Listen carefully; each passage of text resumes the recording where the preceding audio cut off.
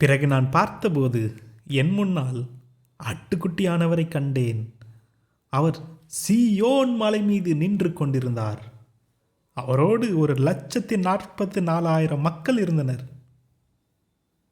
அவரோடு 1,44,000 மக்கள் இருந்தனர். அவர்களது நெற்றியில் ஆட்டுக்குட்டியானவரின் பெயரும் அவரது பிதாவின் பெயரும் எழுதப்பட்டு இருந்தது. பெருவெள்ளத்தின் இரைச்சலைப் போலவும் இடியின் பெரும் முழக்கத்தைப் போலவும் ஒரு சத்தம் பரலோகத்தில் ஏற்பட்டதை கேட்டேன். அச்சத்தம் சுரமண்டக்காரர்களால் தம் சுரமண்டலங்களை வாசிக்கிற ஓசை போல் இருந்தது. மக்கள் ஒரு புதிய பாடலை சிம்மாசனத்துக்கு முன்பாக 4 உயிருள்ள ஜீவன்களின் முன்பாகவும் மூப்பர்களின் முன்பாகவும் பாடினர். அப்புதிய பாடலை 1,44,000 மக்கள் மட்டுமே கற்றுக்கொள்ள முடிந்தது. அவர்களே பூமியில் இருந்து மீட்கப்பட்டவர்கள். வேறு எவராலும் அப்பாடலை கற்றுக்கொள்ள முடியவில்லை. அந்த 1,44,000 மக்கள் பெண்களால் தம்மை மாசுபடுத்திக் கொள்ளாதவர்கள். அவர்கள் தம்மை சுத்தமாய் வைத்திருந்தனர். ஆட்டுக்குட்டியானவர் எங்கெல்லாம் போகிறாரோ அங்கெல்லாம் அவர்கள் பின்தொடர்ந்து செல்வார்கள். இந்த 1,44,000 மக்கள் மட்டும் பூமியிலிருந்து மீட்கப்பட்டவர்கள். இவர்களே ஆட்டுக்குட்டியானவருக்கும் தேவனுக்கும் அர்ப்பணிக்கப்பட்ட முதல் மனிதர்கள். இவர்கள் பொய் சொல்லும் குற்றத்திற்கு ஆளாகாதவர்கள். இவர்கள் குற்றம் அற்றவர்களாக இருக்கிறார்கள்.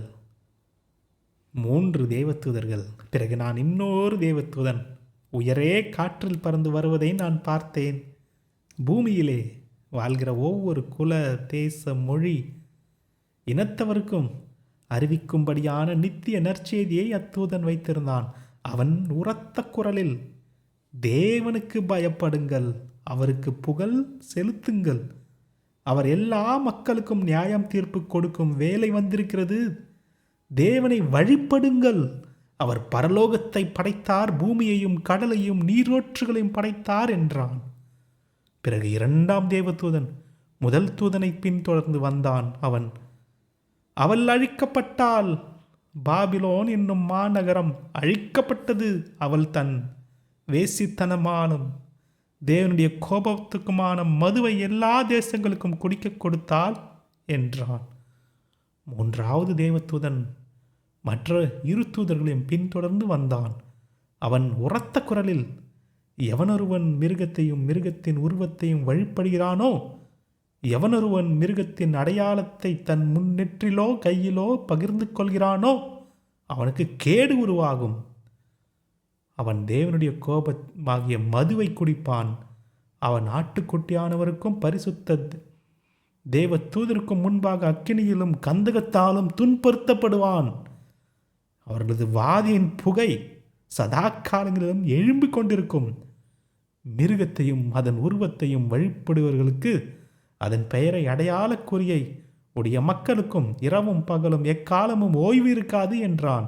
இதன் பொருள் யாதெனில், தேவனுடைய பரிசுத்தவான்கள் பொறுமையுடன் இருக்க வேண்டும். அவர்கள் தேவனுடைய கட்டளைகளுக்கு கீழ்ப்படுகிறவர்களாகவும் இயேசுவில் தம் விசுவாசத்தை பற்றி கொள்கிறவர்களாகவும் இருக்க வேண்டும். பிறகு பரலோகத்திலிருந்து ஒரு சத்தம் உண்டானதை கேட்டேன். அது, இதை எழுது, கிறிஸ்துவுக்குள் மரிக்கிறவர்கள் இப்பொழுதிலிருந்து ஆசீர்வதிக்கப்பட்டவர்கள் என்றது. ஆமாம், அவர்கள் தங்கள் கடினமான வேலைகளை விட்டுவிட்டு ஓய்வு பெறுவார்கள். அவர்களது செயல்கள் அவர்களோடு தங்கும். இது முற்றிலும் உண்மை என்று ஆவியானவரும் கூறுகிறார். பூமி அறுவடையாகுதல். நான் பார்த்தபோது எனக்கு முன்னால் ஒரு வெண்ணிற மேகத்தை கண்டேன். அம்மேகத்தின் மீது மனிதகுமாரனை போன்ற ஒருவர் உட்கார்ந்திருந்தார். அவரது தலையில் பொன் கிரீடம் இருந்தது. அவரது கையிலோ கூர்மையான அரிவாள் இருந்தது. பிறகு இன்னொரு தேவதூதன் ஆலயத்திலிருந்து வெளியே வந்தான். அவன் மேகத்தின் மேல் இருந்தவரை பார்த்து, அறுவடைக்கு உரிய காலம் வந்துவிட்டது, பூமியின் பயிரும் முதிர்ந்து விட்டது, எனவே உங்கள் அரிவாளை எடுத்து அறுவடை செய்யுங்கள் என்றான்.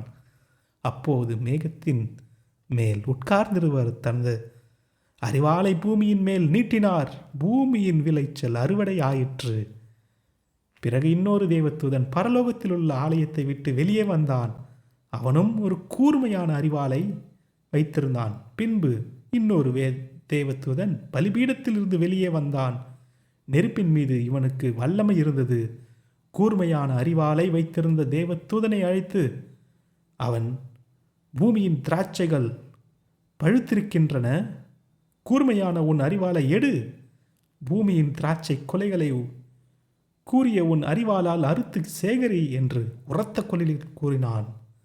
அதற்கு அத்தூதன் அரிவாளை பூமியின் மீது நீட்டி பூமியின் திராட்சை பழங்களை அறுத்து தேவனுடைய கோபமாகிய பெரிய ஆலையிலே போட்டான். நகரத்துக்கு வெளியிருந்த அந்த ஆலையிலே திராட்சை பழங்கள் நசுக்கப்பட்டன. அதிலிருந்து இரத்தம் வெளிப்பட்டது. அது குதிரைகளின் தலை உயரத்திற்கு 200 மைல் தூரத்திற்கு பொங்கி எழுந்தது.